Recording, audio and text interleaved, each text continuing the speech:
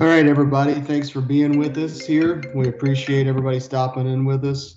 I hope everybody's doing well. If you have questions, you can go ahead and drop it into the chat or shoot me a text and we'll get things rolling. But we'll do questions once Coach Satterfield gets done with his opening statement. So, Coach, we'll go ahead and let you start us off.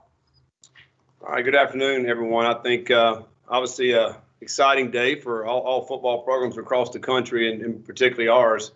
We've been working on this class over a year, really probably a year and a half with these guys. As you think about last year, guys were able to come. Some of these guys were able to come watch us play last fall. We also had some on campus during basketball season last year before the pandemic hit. So we were able to really get a head start in that regard. And then probably the most unique recruiting in the history of recruiting this year for everybody, and including the student athletes and their families, as well as our coaches, our recruiting department here, and everything that we've been having to deal with and having to go.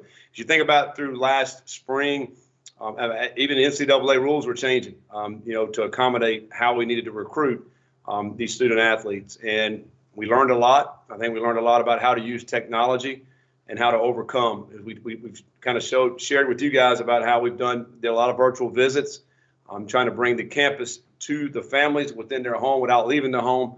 Our guys did an incredible job with that and how they laid that out. And a lot of hours watching computer screens and visiting with families and recruits and throughout this whole period of time. And just glad to be able to get to this point right here. Usually I think usually most of the time, as you go think about the signing days, there's always a few surprises. And fortunately for us, we really didn't have any surprises this time. We were able to hit on our targets that we wanted and the guys that wanted to be here. And we're excited about these families that are coming in here. 21 guys signed. We were done today by 10:30. Probably the earliest we've ever been done with a signing class. 13 defensive players, 8 offensive players, met a lot of needs. With that, as you think about these players, 14 of these guys were team captains. I think it's one thing that we wanted to look at. We want to look at leadership.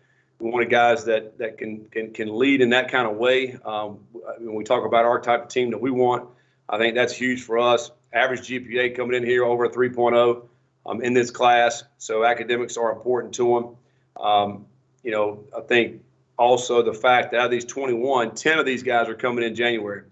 So half the class will be here when we get back here January 11th. So excited about that. And for us, it's going to be some of the time we'll meet the families and probably for the first time really in person that weekend when they come move in. So we're really excited about that as well. And I know that'll get here very, very soon. And so as you think about our team from last year and how we finished up, I think obviously it was a great finish to our season, beating Wake Forest. And really, it was senior day, but we talked about how many young guys made plays. And so we really feel really good about those guys. And we can't wait to get back in here and start working with these young players. And then you start adding this mix to our team.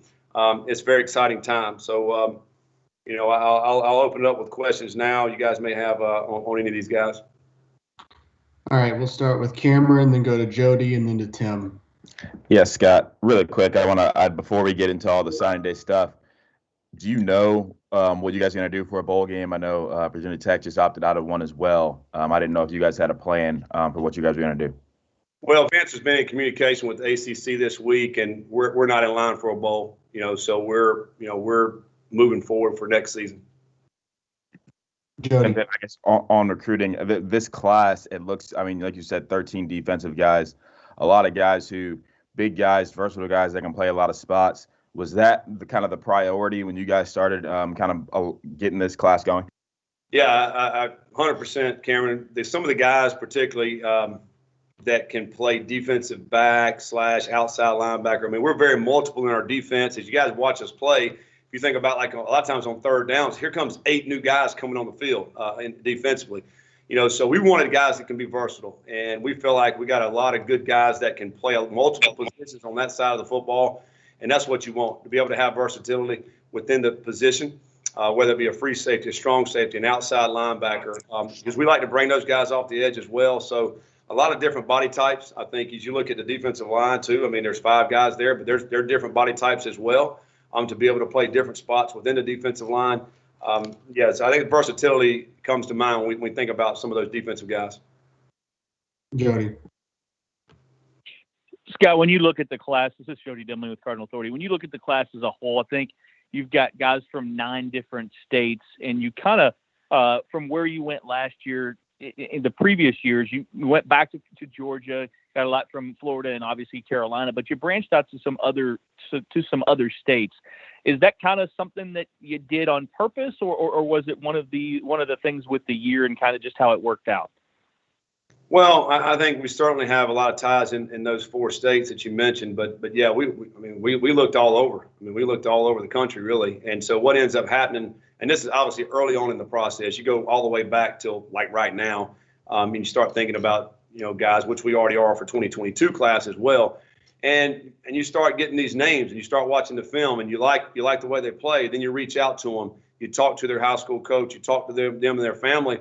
And then there's a mutual match there. And I think then you just start recruiting, you just start building that relationship, and you end up sticking with some of those guys. And I think that's how we were able to get some guys from different parts of the country this year. A lot of it is need based as you think about, particularly, let's look at tight end position. So we're looking all over the country to find the best. We feel like the best tight ends that fit for what we want and what we do. And then you start narrowing it down. Who has interest for you? And then you end up with what you have. And so maybe some of that had to do with this year because, we're not really able to get out. But I think this is kind of how we do it anyway. I think, we're just kind of casting a net, and then you start narrowing it down to the guys that have interest for you and you like them, and it just becomes a good fit for you. Tim. Yeah, Scott, one of the concerns after your conversations with South Carolina was that it was going to hurt recruiting. It looks like